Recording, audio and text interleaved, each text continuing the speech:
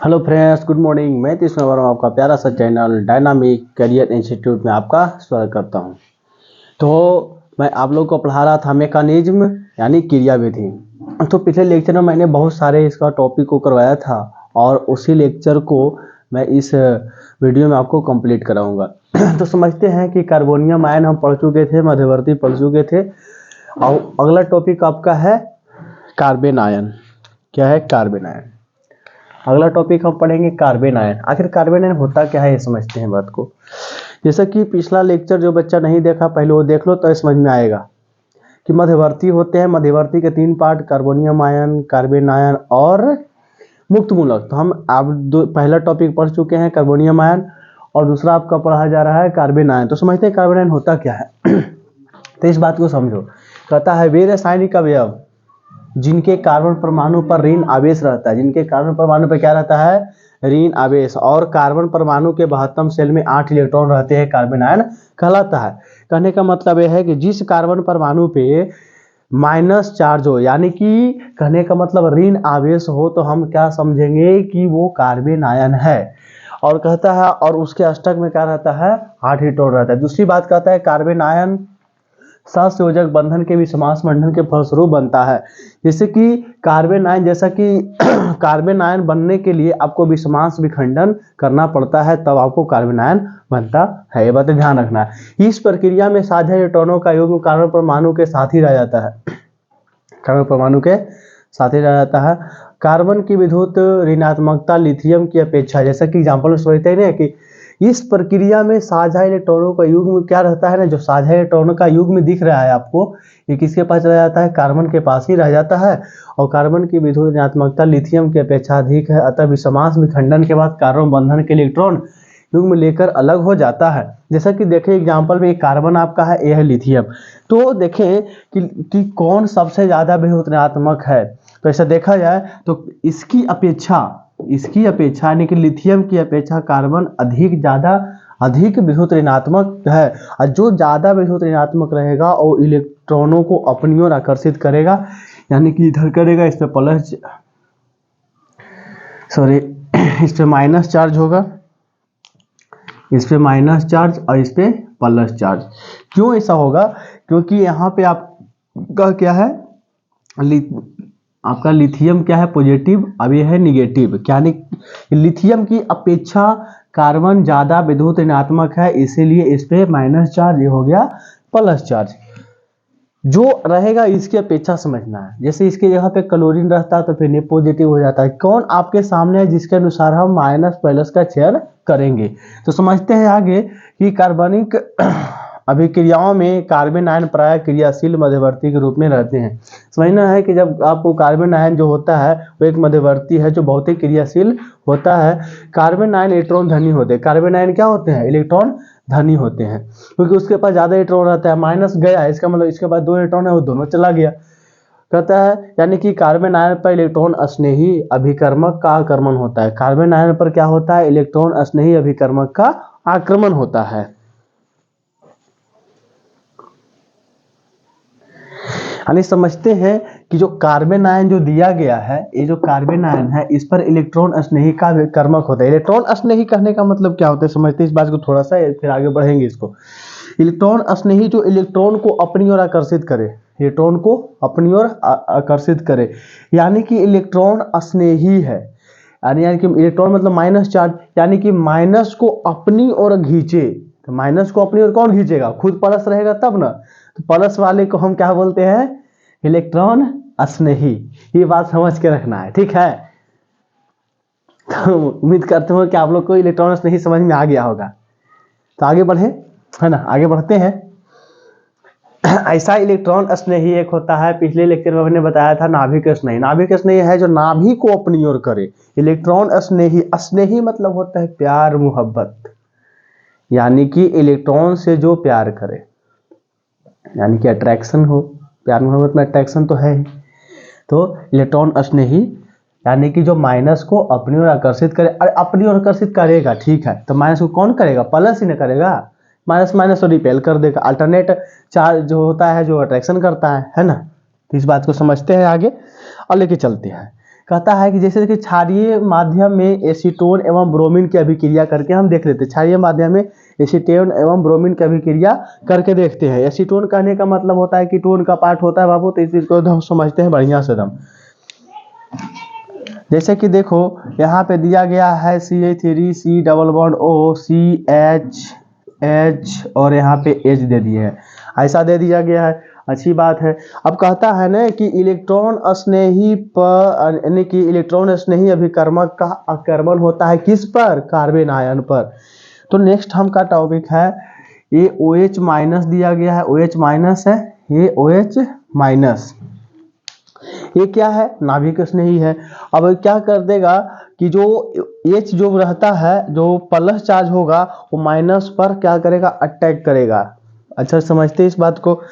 जैसा कि देखा जाता है कि H के अपेक्षा क्या, H कार्बन जो है इलेक्ट्रॉनों को दे देते हैं, इसको अगर इस तरफ दे देते हैं, इसका नाम होता है एसीटोन। क्या है, एसीटोन। क्या समझेंगे इसको, एसीटोन। एसीटोन कहने का मतलब कि टोन का ही पार्ट है, यानी कि 1 2 3 कार्बन है तो एसीटोन बोलते हैं।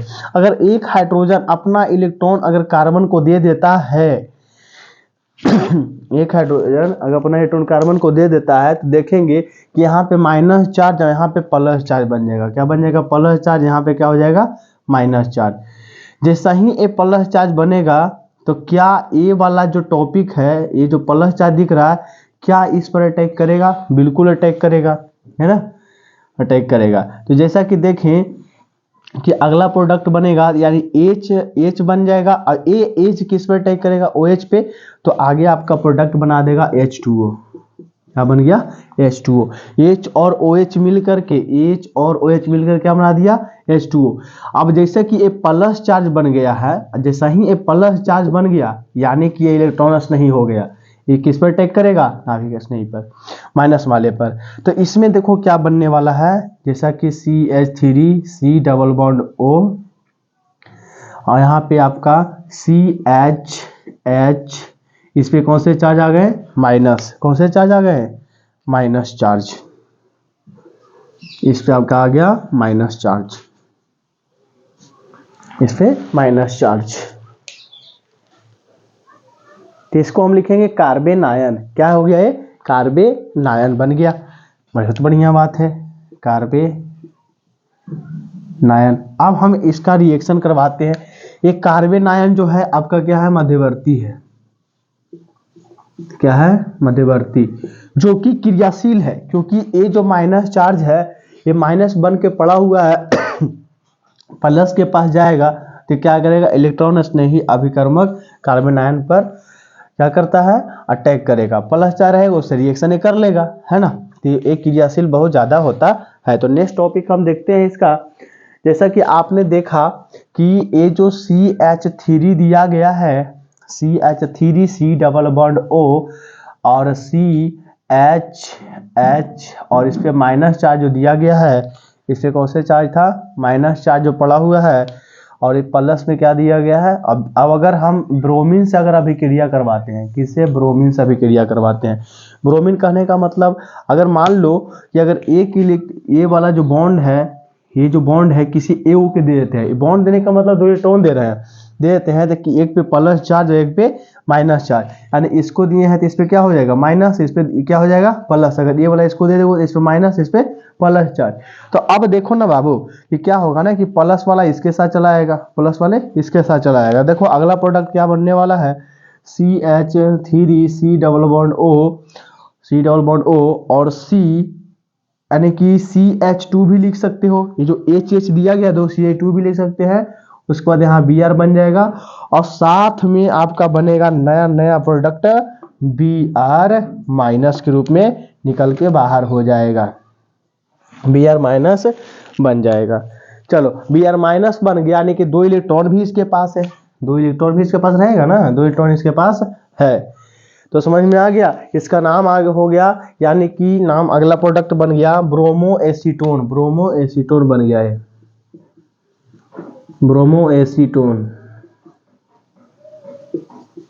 क्या बन गया बाबू, ब्रोमो एसीटोन।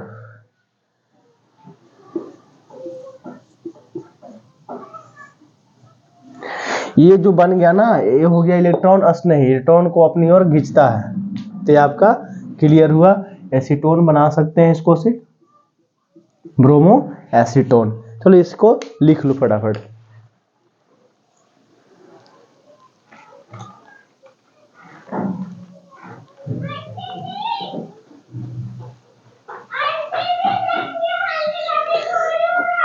चलिए अगर इतना अगर लिख लिए होंगे तो हम आगे बढ़ते हैं इसके अस्थायित्व की ओर। अस्थायित्व की ओर अगर बढ़े तो देखते हैं इसका अस्थायित्व क्या कहता है। तो इसको आप उतार लो फटाफट।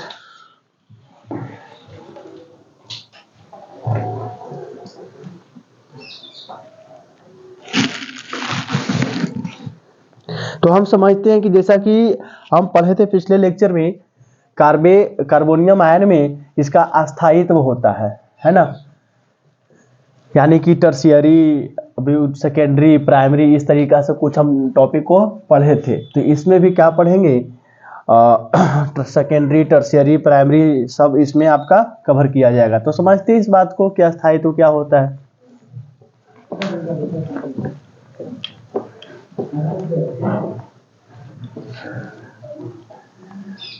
चलो इस लेक्चर को समझते हैं आगे। जैसा कि कहा जाता है कि अस्थायित्व कार्बन आयन का अस्थायित्व का क्रम इस प्रकार है। जैसे कि समझो, कार्बन आयन का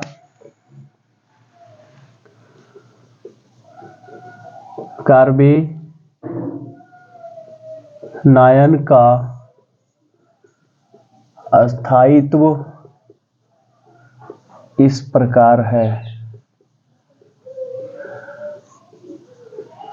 कार्बन आयन का अस्थायित्व जो देखा जाता है ना, वो इस प्रकार है। चलो हम देखते हैं कार्बन आयन। चलो पहला आपका होता है प्राइमरी यानी कि 1 डिग्री कार्बन आयन। इस चीज को हम समझते हैं प्राइमरी कार्बन आयन। ये है क्या, समझो पहले बढ़िया से। पहला आपका हो गया प्राइमरी कार्बन आयन। तो इसमें अगर माइनस जिस पर दिया हुआ है ना, माइनस जिस पे, वो आगे कितने कार्बन से जुड़े हुए हैं, ऐसा दिया गया है। ये जो माइनस दिख रहा है ना आपको बाबू, माइनस, ये जो माइनस दिया गया है वो कितने कार्बन जुड़ा हुआ है। प्राइमरी कहने का मतलब, 1 डिग्री कहने का मतलब क्या होता है कि जो माइनस दिया गया है, जो ऋण आयन है यानी कि ऋण आवेश है, जिस कार्बन पे जुड़ा हुआ है वो आगे कितने कार्बन पे जुड़े, उससे आगे कितने कार्बन जुड़े हुए हैं, यानी कि डायरेक्टली। तो एक कार्बन से जुड़े हुए हैं तो उसको 1 डिग्री यानी कि कार्बन आयन बोला जाएगा। सेकेंड अगर देखो तो, अगर दूसरा क्या कहता है, सेकेंडरी कार्बन आयन। सेकेंडरी यानी कहने का मतलब 2 डिग्री की बात कर रहा है carbon ion, 2 degree carbon ion. जैसे समझो इसको, देखो यानी कि ये जो CH3 दिया हुआ है, यानी कि CH3 यहाँ पे H दिया गया है। कहे तो कि इस पे आपका माइनस चार्ज, यानी कि जिस कार्बन पे ऋण आवेश है वो आगे कितने कार्बन से जुड़े हुए हैं, तो 2, यानी 2 कार्बन से जुड़े हुए तो 2 डिग्री हो जाएगा, यानी कि सेकेंडरी हो जाएगा। H यहाँ पे H दिया गया है। अगला आपका होता है tertiary 3 degree carbon ion, 3 degree carbon ion. चलो देखो, ये जो कार्बन दिया गया है CH3, यहाँ पे आपका दिया गया है CH3। ये जो CH3 दिया गया है ना, जिस कार्बन पे ऋण आवेश है वो आगे कितने कार्बन से जुड़े हुए हैं, तो 3 कार्बन से जुड़े हुए, तो इसको हम टर्शियरी कार्बन आयन बोलेंगे, है ना। इसको हम क्या बोलेंगे, टर्शियरी कार्बन आयन। एक होता है ना बाबू मेथिल, एक होता है आपका मेथिल ग्रुप होता है। मेथिल को हम बोलते हैं मेथिल कार्बेनायन, चलो इसको भी लिख लेते हैं मेथिल कार्बोनायन, मेथिल कार्बेनायन, इसको समझते हैं मेथिल कार्बेनायन। इसका फॉर्मूला क्या होता है समझते हैं इस बात को। इसको हम बोलेंगे मेथिल कार्बेनायन। इसका स्ट्रक्चर देखा जाए तो CH3, इस पे आपका आ जाएगा माइनस चार्ज, इस पे आ जाएगा माइनस चार्ज। तो हम समझते हैं कि इसका अस्थायित्व किसका ज्यादा रहता है। तो पिछले लेक्चर जो पढ़े होंगे उसको समझ में आ गया होगा कि ये आखिर कह क्या रहा है। तो ये जो मेथिल कार्बोनियम आयन है ना, वो आपको उस तरफ होना चाहिए, लेकिन मेथिल कार्बोनियम आयन भी होता है। तो देखो यहाँ पे हम छोटा सा लिख देते हैं मेथिल कार्बोनियम आयन, इसको देखिएगा CH3 क्या है माइनस चार्ज, CH3 क्या है माइनस चार्ज। यानी कि सबसे ज्यादा अस्थाई अगर देखा जाए, सबसे ज्यादा अस्थाई, तो आपका सबसे ज्यादा अस्थाई होगा टर्शियरी कार्बेनायन, उसके बाद आपका आएगा सेकेंडरी कार्बेनायन, उसके बाद आता है देखो तो ए वाला और ए, उसके बाद ए वाला होता है। सबसे छोटा होता है मेथिल कार्बेनायन, मेथिल कार्बेनायन। देखो जगह थोड़ा सा दिक्कत हो गया, मेथिल कार्बेनायन, कार्बेनायन आप लिख सकते हैं। यानी कि ए वाला जो भाई साहब है ना, सबसे छोटा में आते हैं मेथिल कार्बेनायन, मेथिल कार्बेनायन। यानी कि सबसे ज्यादा अस्थाई आपको टर्शियरी कार्बेनायन, उसके बाद फिर सेकेंडरी, उसके बाद प्राइमरी, उसके बाद क्या होता है मेथिल कार्बेनायन CH3। इस चीज को आप नोट डाउन कर लो।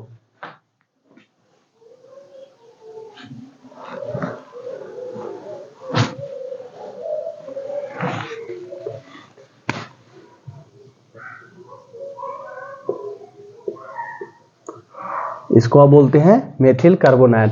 इसमें क्या है ना कि आपको टर्शियरी कार्बोनायन में इसका प्रोटेक्शन ज्यादा है। इस कार्बन को अगर तोड़ना चाहेगा, इसके पास 3 आपको कार्बन है, ये ज्यादा स्ट्रॉन्ग है, उससे कम ए है, उससे कम ए है, उससे कम ए है, सबसे ज्यादा अस्थाई ए आपका रहेगा, है ना। तो इसको आप नोट डाउन करो,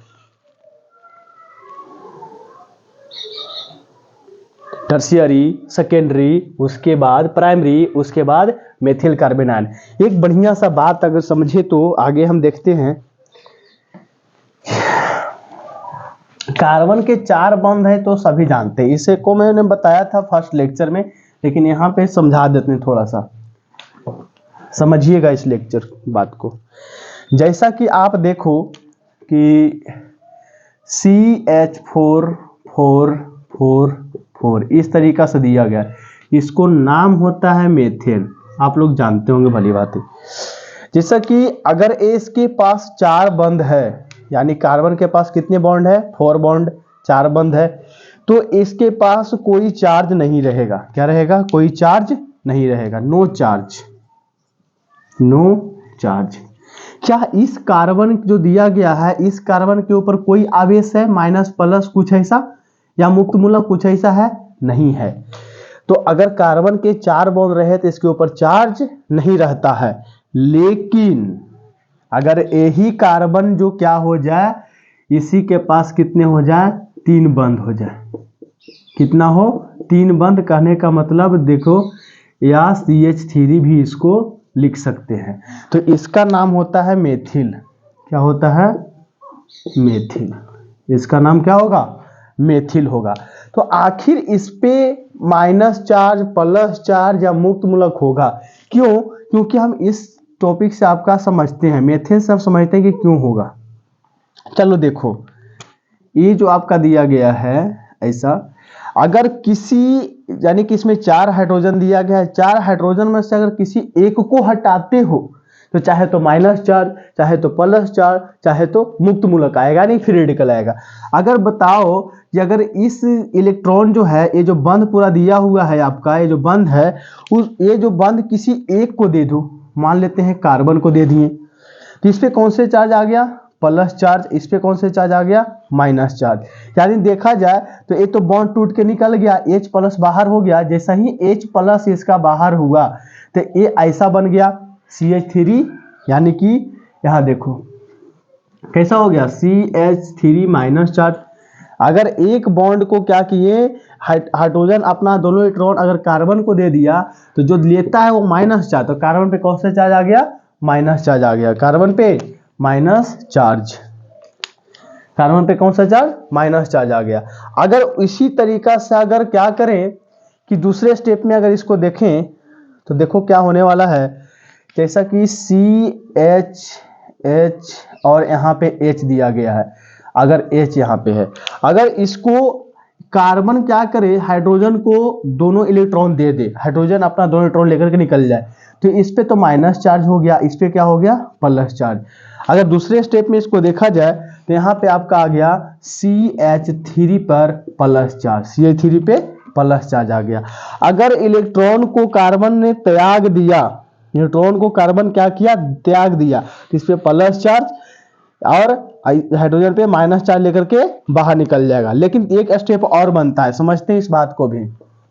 एक और स्टेप है आपका, जैसे कि कार्बन के पास तो 4 बंध हाइड्रो है, लेकिन 3 बंध होने पर देखो कितने टाइप के बनता है। या तो यहाँ पे क्या होगा, ना देगा ना लेगा, ये दोनों, ये जो दोनों आपका दिख रहा है ना स्ट्रक्चर ये वाला, ये आपका विषमांश विखंडन है, विषमांश विखंडन, ये आपका आएगा विषमांश विखंडन में। लेकिन यहाँ पे क्या होता है ना कि बॉन्ड बीच में ब्रेक होता है, जैसा ही बीच में ब्रेक हो गया तो एक इलेक्ट्रॉन ए अब एक इलेक्ट्रॉन ए लेकर के आपका निकल जाता है। ये सब बातें मैंने फर्स्ट लेक्चर में बताया था, लेकिन यहाँ समझने वाली बातें समझते हैं। जैसे CH3 दे दिया है तो आखिर क्या है, तो अगर एक बॉन्ड को बराबर भागों में बांटते हैं तो एक इलेक्ट्रॉन हाइड्रोजन का अपना लेके निकल जाएगा, एक इलेक्ट्रॉन कार्बन लेके निकल जाएगा। तो ये स्टेप में आपका क्या बनने वाला है, CH3 के ऊपर एक इलेक्ट्रॉन है। जब ऐसा बच जाता है तो इसको हम बोलते हैं मुक्त मूलक। क्या बोलते हैं, मुक्त मूलक। ये आपका आता है ए वाला पार्ट, जो ए वाला पार्ट है इसको बोलते हैं समांश विखंडन। क्या बोलते हैं, समांश विखंडन, समांश विखंडन। समांश विखंडन मतलब कि समान भागों में बट जाए, समांश विखंडन। यानी कि कहा जाए तो समांश विखंडन से हमारा मुक्त मूलक बनता है, विषमांश विखंडन से कार्बोनियम आयन और कार्बन आयन बनता है। अगर देखा जाए तो इसका नाम आपका हो गया कार्बन आयन, कार्बन आयन। यानी कहने का मतलब है कि अगर कार्बन के ऊपर 4 बॉन्ड है तो इसमें कोई चार्ज नहीं रहेगा, कोई आवेश नहीं रहेगा।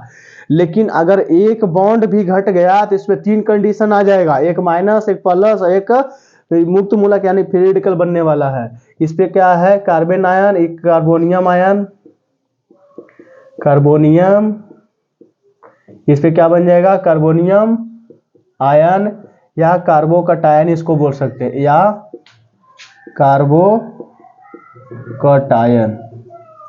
या इसको क्या बोलेंगे, कार्बोकटायन। तो इसका नाम होता है मुक्त मूलक, मुक्त मूलक। इसका नाम क्या हो गया, मुक्त मूलक, या इसको फ्री रेडिकल भी बोलते हैं। क्या, फ्री रेडिकल भी इसको कहा जाता है। तो सोचो बाबू कि कहा देखा जाए तो इसमें कि अगर एक बॉन्ड भी घट गया तो इसके ऊपर प्लस चार्ज, माइनस चार्ज या मुक्त मूलक आ जाता है, ये वाला आपका बनता है। हाइड्रोजन घटते हैं तो अगर देखो तो ये जो दोनों पार्ट बना है, ए माइनस और प्लस, ये किसके थ्रू बना है, ये बना है विषमांश विखंडन। किसके, विषमांश विखंडन से बनता है, विषमांश विखंडन जी। और जो ए वाला पार्ट है ये समांश से बनता है, समांश विखंडन। क्या बनता है, समांश विखंडन। तो इस चीज को आप अच्छे से नोट कर लो और समझ लो। अगर किसी कार्बन पे 4 बॉन्ड है, 4 बंध है तो कोई चार्ज नहीं। अगर एक भी निकल गया ना तो 3 कंडीशन बनेगा, एक बनेगा CH3 माइनस, CH3 प्लस, एक मुक्त मूलक, एक इलेक्ट्रॉन बचेगा।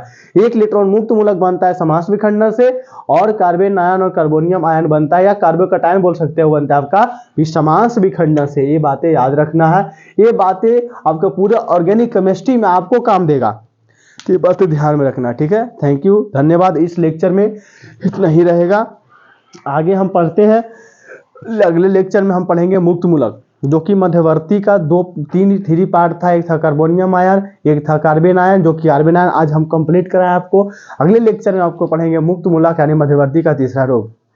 तो पढ़ते रहें, आगे बढ़ते रहें, है ना। थैंक यू, धन्यवाद।